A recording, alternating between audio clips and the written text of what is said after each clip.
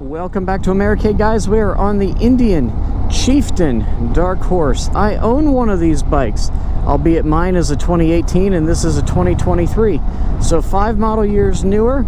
We're going to talk about some of the features of the bike, what they've upgraded, what's different, what I like, and give you a bit of a comparison to my Chieftain versus the new one, and give you guys a full review and rating on this new 2023 Chieftain Dark Horse from Indian.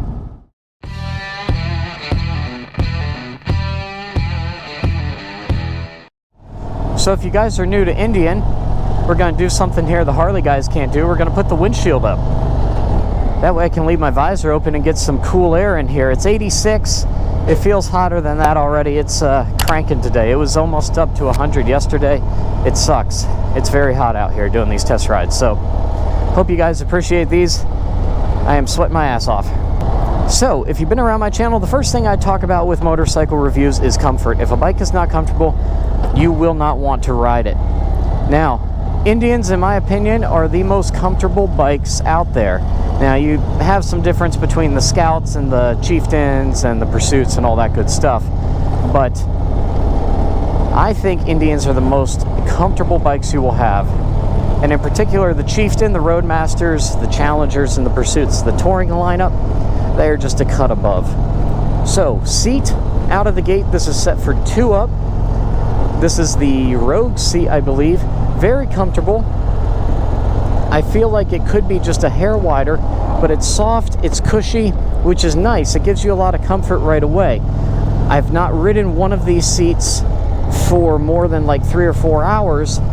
After about 3 or 4 hours, it starts to feel not supportive anymore. So if you're not going to be doing an 8-10 hour day, seat is going to be great for you. If you're going to do more than that, you may have to look into a custom seat like a Saddleman or a Mustang for long haul touring. But for 3 to 4 hour rides, seat feels awesome.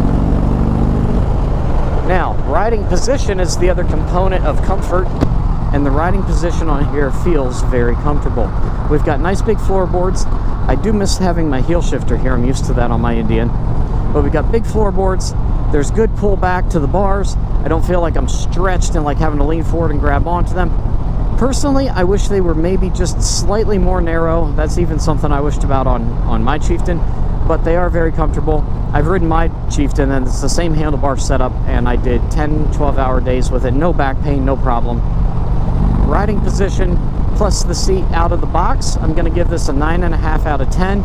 If you're going to do long haul touring, you probably will want to upgrade to a more supportive seat. Now, the Rogue also has its own slot, and I can feel it behind my butt here. There's a slot for you to shove a backrest in there. So Indian makes a backrest. That would also help for a long day's ride. You'd want to put a backrest on here for the rider at least. Now, since we're on the highway, let's discuss power. We're in 5th gear here. We're going to do a pull. Let's rock. Plenty of power for the highway. Good acceleration. You guys will see more acceleration in like 3rd and 4th gear when we hit the twisties. The power is excellent. We're running the award-winning Indian Thunderstroke 116 in here. I've got the 111 in my bike. I love it. The 116 definitely has more pep than the 111s, and it's probably the only thing I wish mine had, but I'm good with the 111. Still plenty of power. My 111, I've taken up to about 130 before, no problem. So I know the 116 can go far above that. The demos are just speed limited to 110. We're going to pull over up here, and I'll do a quick walk around to the bike for you guys. We'll compare a couple of differences between the new Chieftain versus my Chieftain, and talk about the infotainment display. One last component to power and engine. We're going to decelerate here and do engine braking on the ramp. So downshift. And another one. Very smooth. Does not grab. Doesn't throw you forward. Dropped into 2nd there. Still smooth. One more. Into 1st. Incredibly smooth. Doesn't jerk. Doesn't throw you. Excellent. Excellent engine braking and deceleration.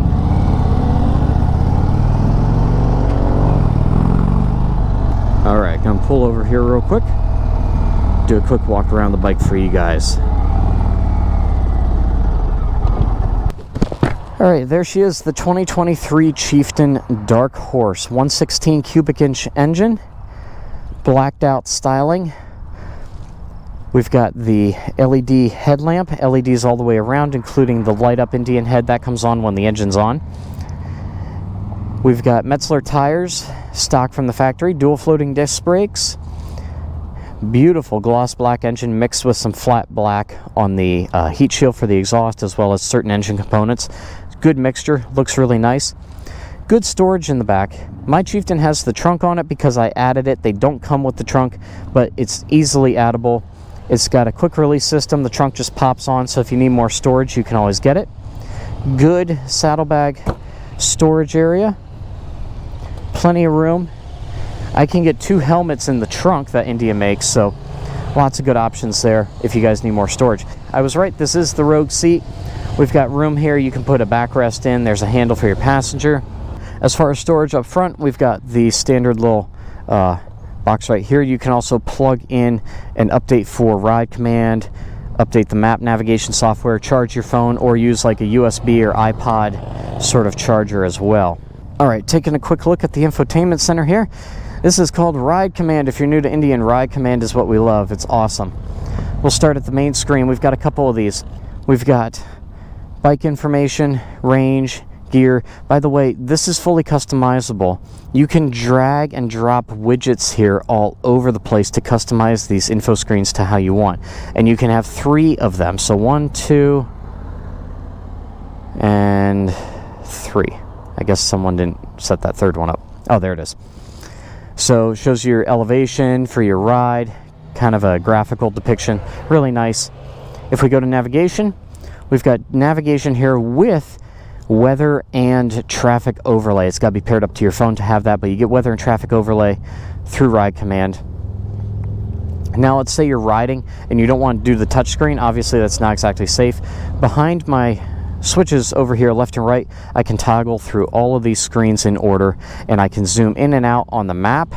I can even hit this switch down here to start a search and figure out where I might want to go. You got gas station, food, lodging, attractions, set home points, recent, lots of stuff. Ride Command has a fantastic desktop app and a fantastic app for your phone. You can make your route, send it via Bluetooth to the Indian, Ride Command on your bike, and you'll be all set.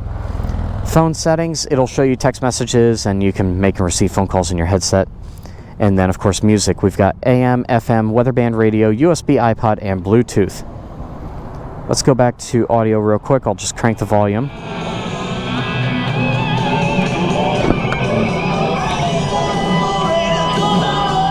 You guys are hearing that inside of my helmet, and that's loud, and that's level 4. This goes up to level 11. I've never taken mine on the Chieftain beyond 7 or 8, and that was doing 110 on the highway in South Dakota, and I could hear it plenty loud enough. Now, Indian offers upgrades on something called Power Band Plus audio, so if you feel like it's not loud enough, you can upgrade it. Or if you add the trunk on the back, which is what I did, you can put 2 more speakers in the back and get even more audio. It's pretty nuts. You can make it as loud as you want, and you can just bless everyone within about 500 to 1,000 feet of your bike with your impeccable taste in music. All right, now's the time to discuss handling. We're up in the twisties here. It's a beautiful day. I did some test rides here this morning. The road has finally dried out a bit. And of course, I'm stuck behind the giant group of KTM riders. Oh dear. All right, we're gonna back off from them a bit, let them get some distance so we can actually ride through here, because they are going so stinking slow.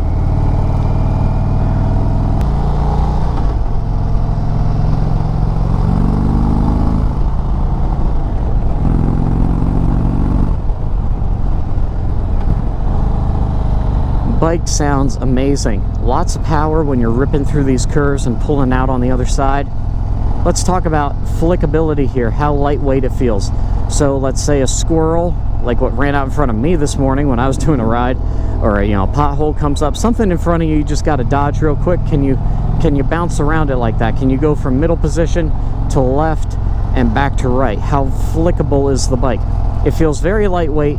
It's just as well balanced as the Indian Pursuit and the Indian Challenger. They are all impeccable.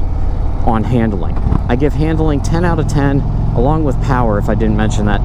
Power gets a 10 out of 10, handling get a 10 out of 10 on the Indian Chieftain Dark Horse.